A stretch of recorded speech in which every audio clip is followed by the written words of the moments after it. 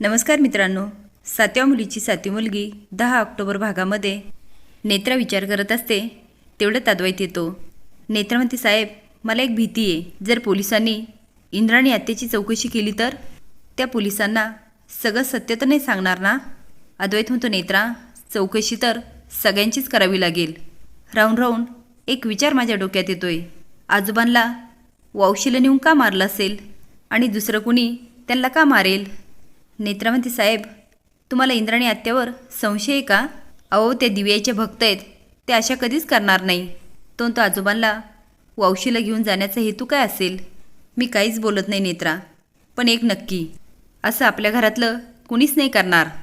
पण पोलीस म्हणतात तसं आपल्या घरात वावर असणारा किंवा आपल्या घराची माहिती असणाराच हे करू शकतो. पण असा कोण असेल? नेत्रा म्हणते, इंद्राणी हत्या त्यांचा घात करणारच नाही. रुपाली इंद्राणीकडे जाते आणि तिला मिठी मारत म्हणते, अभिनंदन अभिनंदन, मरतोय मरतोय मरतोय, मरतच नव्हता म्हातारा, पण तू त्याला मारलास. चला माझं काम तर झालं नाही, पण निदान तुझं तरी झालं. तू मला म्हणाली होतीस ज्या दिवशी म्हातारा तिरडीवर जाईल त्या दिवशी तू मला सांगणार की तुला म्हाताऱ्याला का मारायचं होतं, काय संबंध होता तुझा आणि म्हाताऱ्याचा. इंद्राणी बोलण्याचा प्रयत्न करते पण तिचे काही शब्द फुटत नाही. रुपाली म्हणते, अगं सांग, बोल. तेवढ्यात नेत्रा येते. इंद्राणी म्हणते, मला काहीच नको आहे.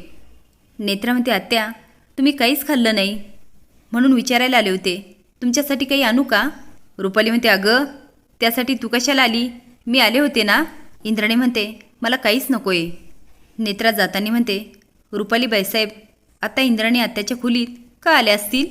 रुपाली दारातून डोकते आणि इंद्राणीला म्हणते, ती नेत्रांना चोरून ऐकेल म्हणून आपण म्हाताऱ्याचा विषय नंतर बोलू, पण आता तुला माझ्या कामामध्ये मदत करावी लागेल. माझं काम म्हणजे नेत्राला संपवावं लागेल. आता मात्र इंद्राणी जाम हादरते. रुपाली म्हणते, नेत्राच्या विरुद्ध मी म्हातारीचे कान भरले, त्यामुळे आपण आता काही प्लॅन केला ना तो यशस्वीच होणार आणि आत्ताच्या परिस्थितीचा फायदा घेऊन नेत्राच्या खुनाचा आरोप आपण म्हातारीवर करू शकतो. कळतंय? आता मात्र इंद्राणी जाम शॉक होते. इकडे आजीला इंद्राणीचं बोलणं आठवतं. एखादा खड्डा बुजवण्यासाठी माती आणली जाते, पण त्याने दुसरीकडे खड्डा होतोच. तसंच प्रकारे हा मृत्यूच्या बदल्यात मृत्यू. अद्वैतच्या जीवावरचं संकट जरी टळलं असेल तरी नेत्रामुळे आजोबांच्या जीवाला धोका आहे. आता रुपालीने भरवलेलं ते पण आजीला आठवतं. ती बॅगा भरते आणि बाहेर येते. नेत्रा म्हणते, आजी कुठे जात आहेत? आजी म्हणते, तू बाजूला हो ग. सगळेच आजीकडे धाव घेतात. अद्वैत म्हणतो, आजी तू बॅग घेऊन कुठे चाललीस? आजी म्हणते, आता मी ह्या घरात राहणार नाही. शेखर म्हणतो, आई तू काय बोलतेस? आजी म्हणते, माझं ठरलं आणि माझ्या निर्णयामध्ये कुठलाही बदल होणार नाही. अद्वैत बॅग घेतो. ती म्हणते, आधी मीच सांगितलेलं तुला कळत नाही का? माझी ह्या घरात एक क्षणभरही राहायची इच्छा नाही आहे. चल बॅग सोड. नेत्रा म्हणते, आजी नका ना असं करू. आजी म्हणते, तू एक शब्दही बोलू नकोस. मला तर तुझं तोंडही बघायचं नाही म्हणून मी घराबाहेर चालले. अद्वैत शोक होतो. नेत्रा म्हणते, पण झालं काय ते तरी सांगा. रुपाली वरून येत असते. आजी नेत्राला म्हणते, तुला लाज नाही वाटत हा प्रश्न विचारायला? अगं ह्या घराचा आधार गेला. हे जे साम्राज्य उभं केलं ना ते पद्माकर राज्याध्यक्षाने. आता ही मुलं मोठी झाले, त्यांना असं वाटतं सगळं त्यांनीच केलंय. शेखर म्हणतो, आई असं का म्हणतेस तू? अगं सगळ्यांना माहिती आहे हे घर बिझनेस बाबांनी उभं केलं. आजी म्हणते, माझी इथे राहायची इच्छाच मेली, जायला लागते. रुपाली अडवते म्हणते, आई बाबा आत्ताच आपल्याला सोडून गेले, तुम्ही असं म्हणायला लागल्यावर काय करायचं आम्ही? आजी म्हणते, शेखर तुला मान्यच करावं लागेल. आज तुझ्या बाबांचा जीव फक्त नेत्रामुळे गेला. आधी म्हणतो, आजी नेत्रावर तू असे आरोप का करतेस? कुणीतरी बाहेरचा माणूस आला आणि हे सगळं करून गेला, तुला माहिती आहे ना. नेत्राने आजोबांची कशी काळजी घेतली हे अद्वैत सांगतो. आजी रागात म्हणते, हो तू तिचीच बाजू घेशील, तुला पुळका असेल, पण मला नाही. इंद्राणीने स्पष्ट सांगितलं होतं नेत्रामुळे यांच्या जीवाला धोका आहे. तेवढ्यात इंद्राणी येते आणि बघते तर नेत्रा रडत असते. आजी म्हणते, मला मान्य आहे नेत्रा ह्या घरची सून आहे. अद्वैतला म्हणते, तिने तुझा जीव वाचवला, पण याचा अर्थ असा होत नाही तिने यांचा जीव घ्यावा. मला तुम्ही कुणीतरी सांगा यांचा काय दोष होता यांचा जीव जावा? ज्या माणसाच्या मनात दुसऱ्याच्या वाईटाचा विचारसुद्धा आला नाही त्याच्या बाबतीत एवढं वाईट का घडावं. त्यांनी घरच्यांचाच नाही पण बाहेरच्यांची पण खूप मदत केली. ती बरंच काही कौतुक गात असते. आता अद्वैत नेत्राकडे बघतो. अद्वैत म्हणतो, आजी तुला वाटतं ना नेत्राने या घरात राहू नये? ठीक आहे, आम्ही दोघं जातो. नेत्रा म्हणते, आजी असं नका ना करू. आजी ओरडत म्हणते, तू नको गो बोलू.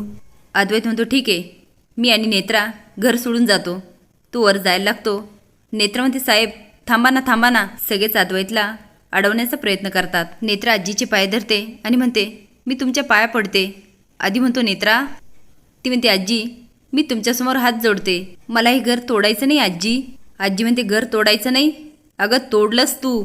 माझ्या सोन्यासारख्या घराची राख रांगोळी करून टाकलीस आणि वर तोंड करून बोलतेस माझ्याशी. तू गुन्हेगार आहे.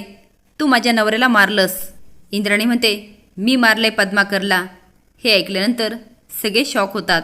रुपाली तर चांगलीच हादरते. आजी म्हणते, इंद्राणी तू तरी नेत्राची बाजू घेऊ नकोस. इंद्राणी म्हणते, बाजू नाही घेत, सत्य सांगते. आजी म्हणते, नेत्रा. इंद्राणी म्हणते, खोटं बोलले होते आणि दिव्याने ठरवल्याप्रमाणे नेत्राचा जन्म जीव घेण्यासाठी नाही, जीव वाचवण्यासाठी झालाय आणि माझा जन्म झालाय जीव घेण्यासाठी. मी मारलं पद्माकर राज्याध्यक्षाला. तेजस मोठ्याने म्हणतो, काय मिळालं त्यांना मारून? आधी तिच्याकडे धावत म्हणतो, कशासाठी केलं हे? नेत्रा म्हणते, साहेब तो नेत्रा मी तुला सांगितलं होतं ना हिच्यावर विश्वास नको ठेवायला. सांगा ना हे सगळं का केलं? इंद्राणी म्हणते, तुम्हाला जे करायचं असेल ना ते करा. मला मारायचं असेल तर मारा. मला फरक पडत नाही. मी जे करण्यासाठी आले होते ना ते मी केलं. आता मात्र आजीचा चांगलाच माज उतरतो आणि रुपाली तर सैरभैर होऊन जाते. तर तुम्हाला काय वाटतं, आजीबरोबर जे झालं ते अगदी योग्य झालं का? हे कमेंट बॉक्समध्ये नक्की सांगा. नवीन अपडेट जाण्यासाठी लाईक आणि सबस्क्राईब करा. धन्यवाद.